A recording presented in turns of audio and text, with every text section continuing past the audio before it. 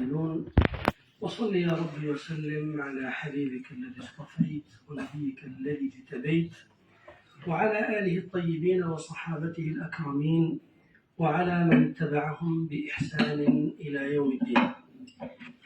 معالي السيد رئيس المجلس الإسلامي الأعلى، معالي السيد وزير الدولة الشيخ مأمون القاسمي عميد جامع الجزائر، السادة إطارات الدولة الجزائرية في مختلف الأسلاك المدنية والأمنية، ضيف الشرف العلامة المفرد العلم الشيخ عكرمة صبري مفتي الديار الفلسطينية وأحد أعلام هذه الأمة في الدفاع عن شرفها، أحييكم جميعا وتحية الإسلام السلام، فالسلام عليكم ورحمة الله وبركاته. حين غزا القوطيون روما عاصمة الإمبراطورية الرومانية الوثنية ثم النصرانية فيما بعد، أبادوها عن كاملها، ولم يبقى من هذه الحضارة المادية شيء يمكننا أن نستدل بها عليه. وتكرر هذا المشهد في الحضارات الأخرى غير الحضارة الإسلامية. وكان التساؤل الذي طرحه فلاسفة التاريخ قد نشأ حين قارنوا هذه الحالة بالحالة الإسلامية، وذلك أن التتار مثلا غزوا بغداد حاضرة العالم الإسلامي يومئذ، ولم يلبث الأمر أن بقيت حضارة الإسلام تسير وتنتعش وتنداح من جديد. ووجدوا أيضا أن الغازي القوي المحتل قد ذاب في هذه الحضارة، وتكرر هذا الأمر أكثر فأكثر. احتلت فلسطين بيت المقدس وحررها صلاح الدين عليه رحمة الله بعد 90 عاما أو أكثر، ولم يذهب من أساس الحضارة الإسلامية شيء مما يمكن أن نقول إنه المدد الحقيقي أو الشريان الحقيقي لهذه الحضارة. هذا التساؤل الذي طرحه فلاسفة التاريخ لم يلبث كثير منهم أن انتهى إلى أن مفهوم الدولة في الإسلام يختلف عن مفهوم الدولة في الأمم الأخرى. مفهوم الدولة في الإسلام يقوم على أساس أن ثمة سلطة سياسية تمثل القطاع العام، وقطاعا تجاريا أهليا يمثل القطاع الخاص، وقطاعا خيريا تمثله مؤسسات البذل التطوعي التي يأتي في طليعتها الوقف والزكاة والوصية والصدقات المنثورة وغيرها من أعمال الخير. لقد كان الغرب صادقا مع نفسه حين قام بتصحيح المفهوم الإداري لشأن الدولة، فجعلها متقومة من القطاع العام ثم القطاع الخاص ثم القطاع الخيري الذي ازدهر كثيرا، وكان سببا في هذا الازدهار الذي نراه في الغرب. الوقف ليس مجرد قطاع طوارئ في الإسلام لإغاثة المشردين أو الأيتام أو المنقطعين أو الذين لا يجدون قوتهم، وإنما هو قطاع ينبغي أن نفهمه في ضوء منظومة التشريع.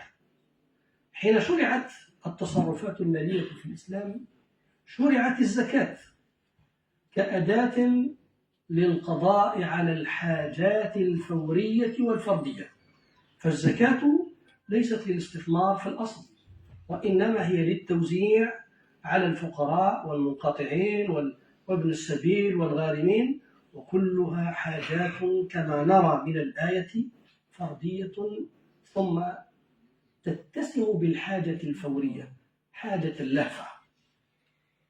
وفتح باب ضئيل جدا في الزكاة لكي يطل على حاجات التنمية، وهو وفي سبيل الله. بينما نجد الأمر على عكس هذا في الوقف. فالوقف شرع أساسا ليغطي الحاجات التنموية، الحاجات الاستراتيجية، سواء تعلقت بالأفراد والمجتمعات أو تعلقت بجوانب التنمية، اقتصاد، سياسة، أمن، جيش، ثقافة، علم، طب، رعاية صحية، رعاية اجتماعية، خدمات، إلى غيرها من الحاجات التي يمكن أن نقول إن تكامل الزكاة مع الوقف هو الذي سمح لهذه الأمة أن تبقى قوية ولم تؤثر فيها انتقالات السلطة من أسرة إلى أخرى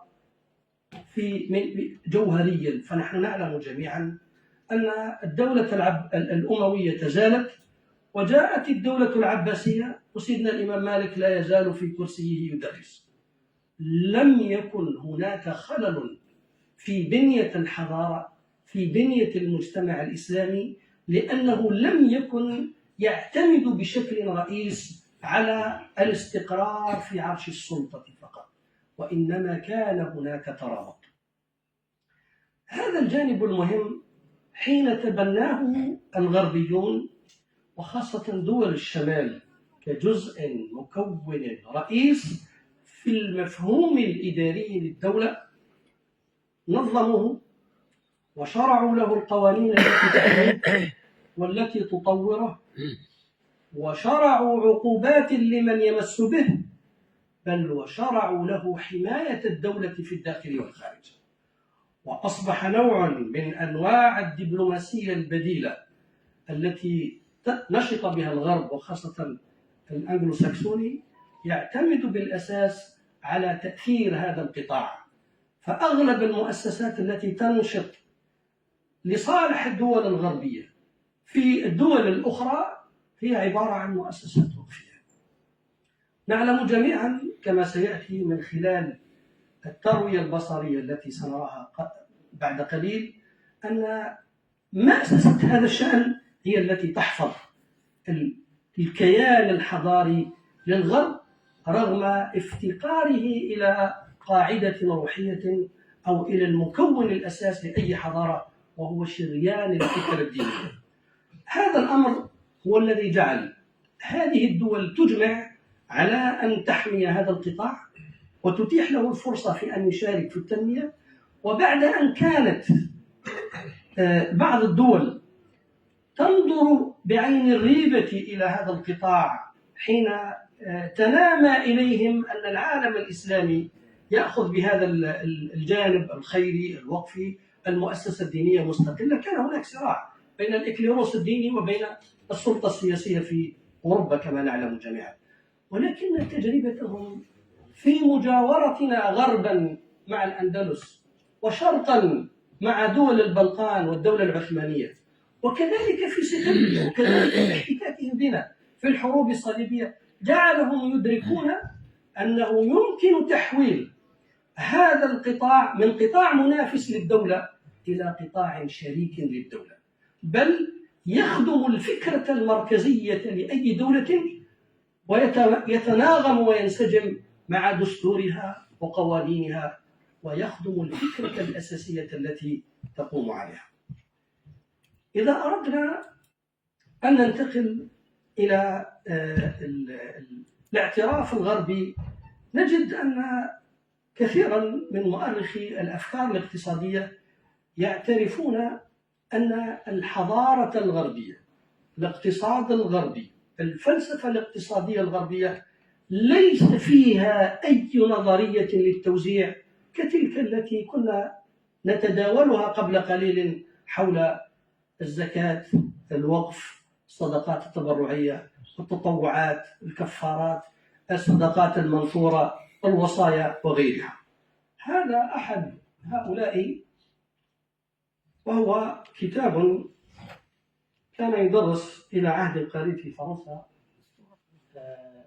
تاريخ الأفكار الاقتصادية، وفيه يعترف يقول بأننا إلى الآن وبعد هذه المراجعة لكل المذاهب الاقتصادية الغربية والشرقية، يقصد غير الإسلامية، فإننا نعترف بوضوح أنه لا يوجد أي نظرية لتوزيع الثروة تصلح أن تكون سنادا للدولة الحديثة. هذا يعترف به أنري ديني، أبو أو والد أو عراب الفكر أو تاريخ الأفكار الاقتصادية. هل هذا ما هو موجود في الإسلام؟ دعونا نطلع في الثقافة الإسلامية وفي التشريع الإسلامي. نجد أن التشريعات المالية وزعت التصرفات المالية على 3 أنحاء: شعبة المعاوضات، شعبة المشاركات، وشعبة التبرعات. شعبة المعاوضات هي الشعبة التي نستطيع أن نقول هي بين من يملكون ومن يملكون، بين من يملكون الثروة المال والسيولة وبين من يملكون السلعة أو الخدمة. وعلى هذا فهي ثروة تكاد أن تكون دولة بين الأغنياء فقط. هذا لو كان الإسلام ينحصر في هذه الدائرة فقط، وهو الذي كان موجودا في الحضارة الغربية طيلة تاريخها. بينما نجد في الحضارة الإسلامية دائرة أخرى، وهي دائرة المشاركات، وهي التزاوج بين الثروة وبين الخبرة، بين من يملكون المال ومن يملكون الخبرة في الزراعة، في الصناعة، في الإنتاج، في أي مجال من المجالات الاستثمارية. نحن نعلم أن أغلب الطلبة الجامعيين يندمجون، خريجو الجامعات يندرجون ضمن هذه الدائرة، ضمن الخبراء، أي أنه كسب خبرة ودراسة، لكنه يفتقر إلى رأس مال ينطلق به. ومن هنا تقول الشريعة لهؤلاء أصحاب المعاوضات: أنتم تملكون الثروة وعليكم أن تقتطعوا جزءا تمولون به أهل هذه الدائرة، وهم أهل الخبرة من فلاحين وزراع وتجارين وحدادين وغيرها، لكي يستثمروا هذه الثروة فيعود عليكم هذا أيضا أنتم بشيء من الربح، ويربحونهم أيضا، وتكسب الأمة أن دائرتين أو ثلثي الأمة أو أكثر ليسوا من تلك الفئة التي قال عنها رب العالمين: لا يجدون حيلة ولا يهتدون سبيلا. الدائرة الثالثة هي من هذه الفئة الضعيفة، ضعفاء المجتمع، الذين لا يملكون المال ليس عندهم خبرة ولا يستطيعون أن يستثمروا حتى لو وجدوا رأس مال. والسر في هذا أن بعضهم مرضى، لديهم إعاقات، أرامل، أيتام، عجزة، وغير ذلك من أشكال ضعفاء المجتمع. وفي هذا تقتطع الشريعة من هؤلاء 2.5%، ومن هؤلاء إذا أفروا 2.5% تصبح 5%.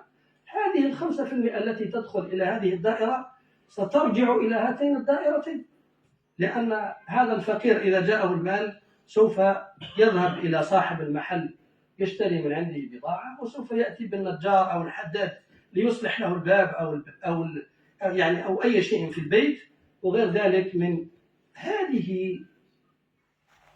هذا التكامل في هذه الشعب الثلاث لا وجود له في أي فكر اقتصادي خارج الفكر الاقتصادي الإسلامي. التوجه الغربي نحو القطاع الوقفي والخيري سببه أولا أنهم يريدون تقوية الجبهة الداخلية في بلدانهم، والأمر الثاني أنهم يريدون التوسع خارجيا بحيث يقفون على أساس متين. ومما يمكن أن يقال في هذا الصدد أن ما أخذوا به من أسباب سعوا فيه إلى توسيع مفهوم الدولة لم يعد حكومة وقطاع أهلي فقط، وإنما صار هناك أيضا القطاع الخيري. هناك التصحيح الإداري للرأسمالية وذلك أن المعضلة التي يعني عانى منها العالم الحديث من انقسامه إلى مجتمع رأسمالي وإلى كتلة أخرى، الكتلة الاشتراكية. الرأسمالية ألهت الفرد، والأخرى ألهت الهيئة الاجتماعية، المجتمع، بينما لم يستطع هؤلاء وهؤلاء تصحيح كل منهما لمذهبه إلا بعد الاطلاع على التجربة الإسلامية كما ذكرت، من غربا من الأندلس وشرقا من دول البلقان والدولة العثمانية. هنا نجد أن الذين قاموا بالتصحيح في بدايات ما يسمى الرأسمالية الاجتماعية قد أشاروا بصراحة إلى موضوع الاستفادة من تجربة العمل الخيري والوقفي عند المسلمين. ودخل هنا ما يسمى الرأسمالية الاجتماعية، أدخلت ما يسمى المؤسسات الخيرية، مؤسسات الإغاثة، وكان من أول من تبنتها مؤسسة الكنيسة، وخاصة فيما يعني بعد انتقال تجربة الوقف فيما يسمى نصف دوسيا أو لا فيدوسي أو لا فونداسيون بالفرنسية، وكذلك في دخول نظام الاندومنت ونظام التراست إلى النظام الأنجلوساكسوني.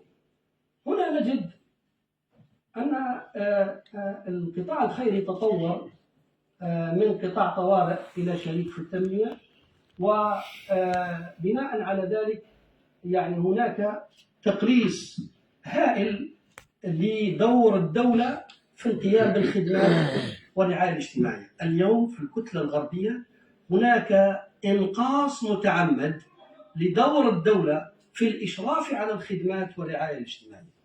وهنا أجمع عادة بعض الشرائح من المواقع وأحدثها بين الحين والآخر. أمس فقط اطلعت على القطاع الصحي في الولايات المتحدة الأمريكية.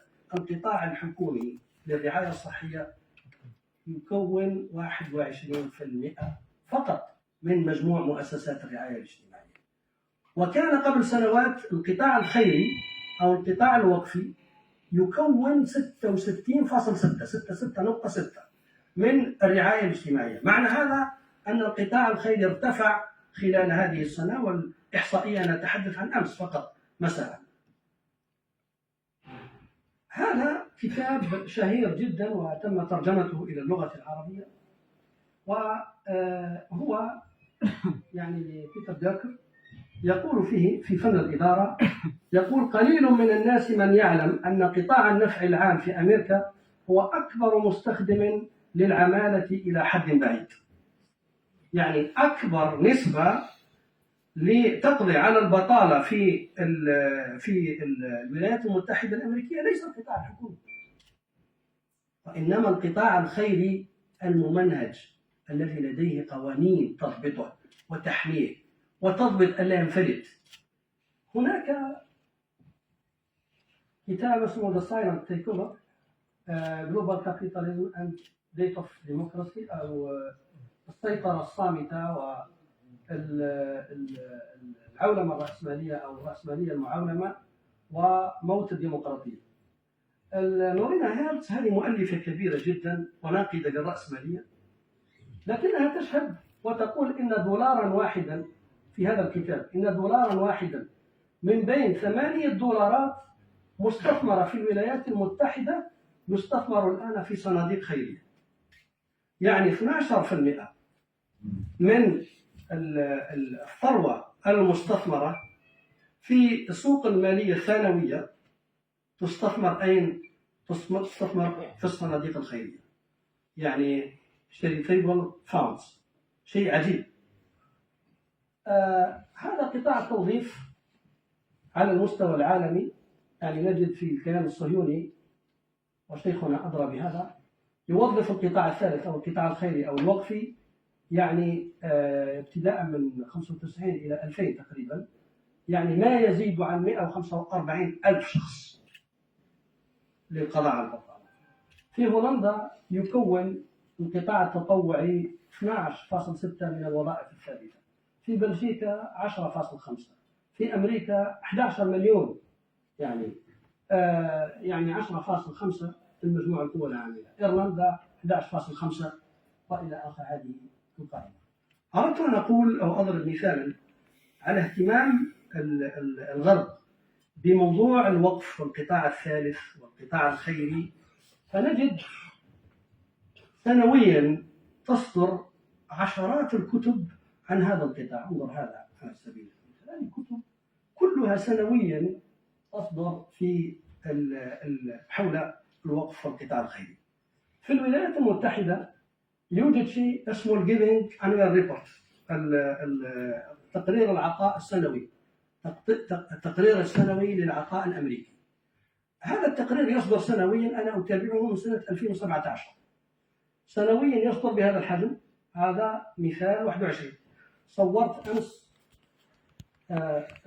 بالأحرى أخذت صورة التقرير الأخير الذي طلع قبل أيام فقط، سنة 2024 Giving Report، حول تفاصيل التفاصيل حول قضية العطاء والأوقاف الجديدة، وما هي الإحصاءات، وما هي المداخيل، وما هي القيمة السوقية للأصول، وما هي الربحية، وما هي نسبة المساهمين، وما هي نوعية الشرائح المستهدفة وغير ذلك. في 2024 هذه أيضا يعني أمس حصلت على انظر الرقم للأموال المجموعة من القطاع الخيري، 557 مليار دولار فاصل، 557 مليار دولار القطاع الخيري. هذا مقارنة ب 2020 471. ومنذ 2017 وأنا أتابع هذا التقرير وأجده كل سنة يزيد ولا ينقص. رغم كوفيد، العجيب أن في فترة كوفيد ازداد بنسبة يعني قرابة 22% نسبة الزيادة، يعني ليس هناك تناقص وإنما هناك زيادة. هذه البوابة الأمريكية للأوقاف، يعني American Endowment Foundation. هذه فيها تريد أن تدخل على أي مؤسسة وقفية، ادخل وانظر تصريحاتها المالية، إفصاحاتها، شفافياتها، البيلون فينال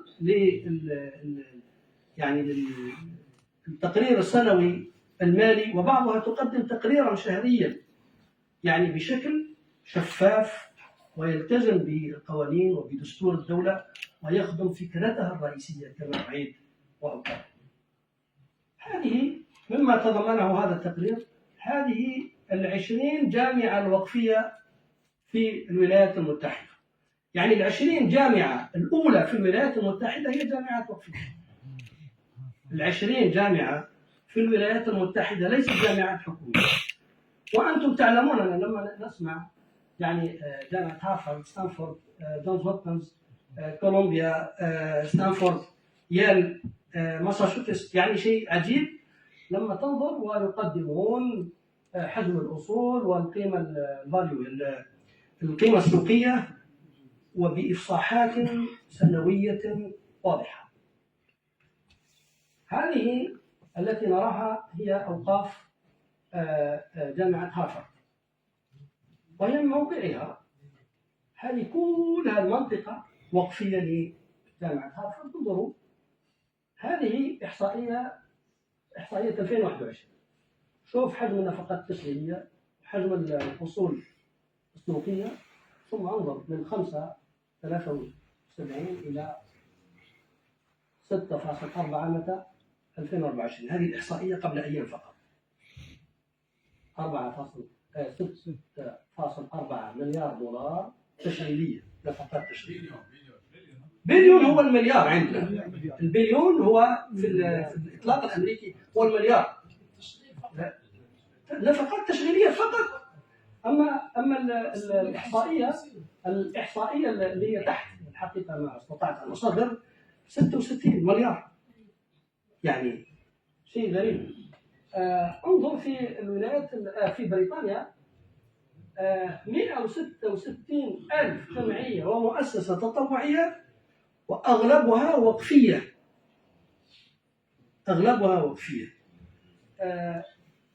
لا أيضا هذه روسيا برافاسلاوية سيركوف، هذه ال ال ال البطريركية الأرثوذكسية الروسية، وهذا موقع خاص بجمعياتها الوقفية فقط. هنا جمعية يعني تقريبا 1300 وكذا جمعية وقفية في روسيا، اللي يعني انتهت من الشيوعية قبل يعني متى 30 سنة. انظر كم استطاعت، وسنرى ما هو أعجب. هذه شركة النيكل، معدن النيكل، جبال منطقة كاملة. يستثمر، أكبر مستثمر فيه هو مؤسسة ميلاسيرديا هذه الرحمة باللغة العربية، وهي تستثمر في هذه المؤسسة الوقفية التابعة للكنيسة. هي أكبر مستثمر في مؤسسة النيكل الروسية. يعني حتى ندرك، يقول يعني نارنيكل هي المؤسسة يعني النيكل ودفايت فاشي باجيت فوفانيا، يعني يضاعف تبرعاتكم والأعداد تتزايد يوم بعد يوم، حجم التبرعات. يعني تبرعوا بالدفء باجيت فويتي كيبو، يعني تبرعوا بالدفء لهذه المؤسسة. هذه بعض من أعمالها، وينشرون هذا على مواقعهم. هذه كلها صور أمس فقط. هذه فقط وقفية أسستها الكنيسة الأرثوذكسية للمساعدات الخيرية، وهي مؤسسة وقفية يعني تستخدم لغات طريق، وهذه مساعداتها اليومية. وهنا إذا سمحتم يعني عندهم فيستيفال، يعني مهرجان سنوي للعطاء وتأسيس الأوقاف سنويا. يعني أيضا نستطيع أن نقول هناك مشروع أطلق قبل حوالي 3 سنوات، وهو يعني بناء 500 كنيسة. تم بناء 200، يعني طميمة 200 يوجي غاطوبخ، يعني 200 تم بناؤها و300 على وشك البناء. هنا بعد هذه القليل يقول تم بناء 500 كنيسة. هذا فقط فيه. هناك وقفية تسمى كناطيخ باسبيروليكا، هذه أوقاف خاصة فقط بإعادة العمران الكنسي التقليدي القديم. أوقاف هائلة ولديها إفصاحات مالية وأرقام وغيرها. هذه مؤسسة أرخانجيل ميخائيل، هذا قديس عندهم، ويقول شعار المؤسسة الوقفية: فلنحافظ أو فلنصل يعني قداسة روسيا، يعني سويتينيا روسيا. يعني انظر الإحصاءات، هاي الإحصاءات، كم المؤسسات، المناطق إلى آخره. هذا بوتين كما ترون. بوتين باتصال زاكون أتسيركوفنومي مشيس. هنا بوتين أصدر قانونا لحماية الأملاك الوقفية.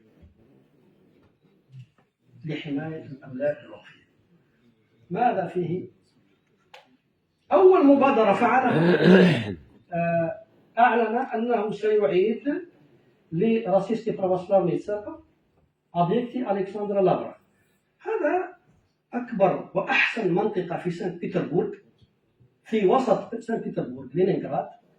أحسن وأفرى وأغنى منطقة هي هذه المنطقة، وكانت تملكها الكنيسة لما كان هناك إكليروس وكان هناك سلطة.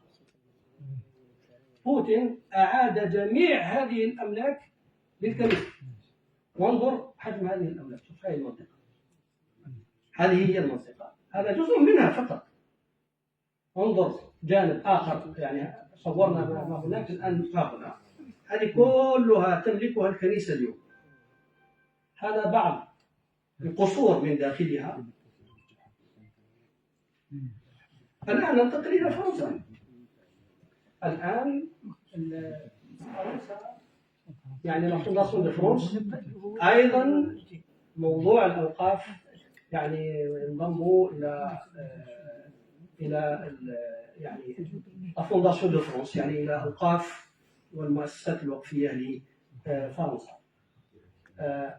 هذا التقارير التي تتعلق بجانب الوقف والعمل الخيري في فرنسا.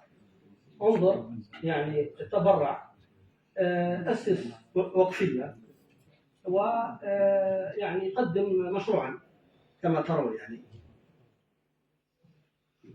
هذه إحصائيات وتتغير بشكل يومي هذه، ويمكن لأي أحد أن يدخل على هذه المواقع ويراقب. هذه يعني التحديث في 2025 وفيها تقارير يمكن الاطلاع عليها. هذه مؤسسات التوعية الوقفية والتسويق الوقفي. الآن ننتقل إلى تركيا. هذه مؤسسة صدقة تشي أو حجر الصدقة، وهي من أقدم المؤسسات الوقفية في تركيا، وستعجبون. سميت مؤسسة حجر الصدقة لأنه في الدولة العثمانية كان الصدقات لا تعطى للفقير مباشرة، كانوا يجعلون في الزوايا، يعني زي ما نقول نحن قديما في اللهجة الجزائرية صابط أو صابات، يجعلون حجر محفور فيه مساحة لتوضع فيه النقود، الذي عنده نقود زايدة يضعها هناك وينصرف. لماذا؟ حتى لا يحرج الفقير بإعطائه في يده، حتى يأتي الفقير ويأتي يأخذ الصدقة ولا يأخذ إلا ما يكفيه. يعني من الأداب العالية. لماذا؟ لأن هناك طمأنينة أنه في أي يوم سيأتي سيجد الله. ومن هنا كانت هذه تحل مشكلة الفقراء أيام الدولة العثمانية، وهي منتشرة ولا تزال في المناطق القديمة موجودة. هذا جانب منها.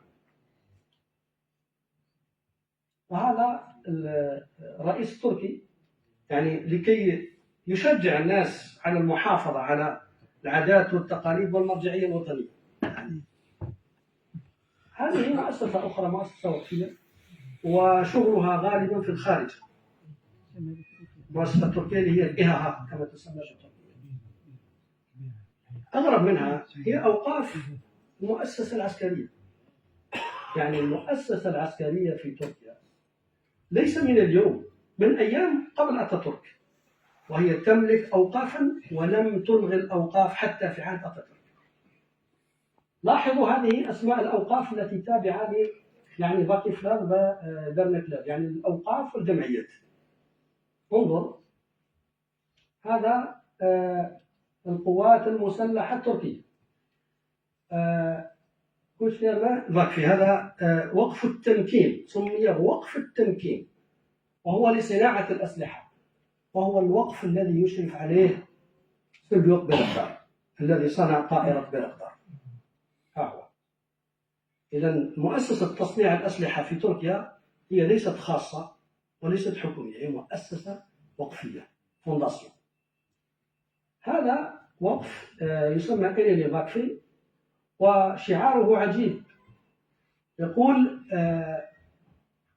للدفاع عن البلاد وسلامة الأمة غير القابلة للتجزئة. هذا وقف مهمتشك للرعاية الاجتماعية بالجنود والجيش وتقديم الخدمات وغيرها. هذا دايانشما فاكفي وقف التضامن، وهو كما ترون يعني أيضا خاص بالمؤسسة العسكرية. هذه إحصائياتهم، يقدمون إحصائيات، أرقام، إفصاحات مالية. هذه أيضا الآن لا نزال في تركيا. هذا واكيف بنك، هذا وقف، هذا بنك وقفي، بنك وقفي. ماذا يفعل؟ خاص فقط للتعامل مع المؤسسات الوقفية، مع الجمعيات الخيرية، مع الجهات المانحة. كل الأموال التي تتعلق بالجانب المتعلق بالقطاع الثالث تصب هنا، ولا تصب في بنوك تجارية أو إسلامية أو غيرها، تصب في هذا البنك خصوصا. والبنك في ذاته وقفي، هو في ذاته وقف. إذن قبل أن ننهي نريد أن ننتهي إلى أفكار أساسية.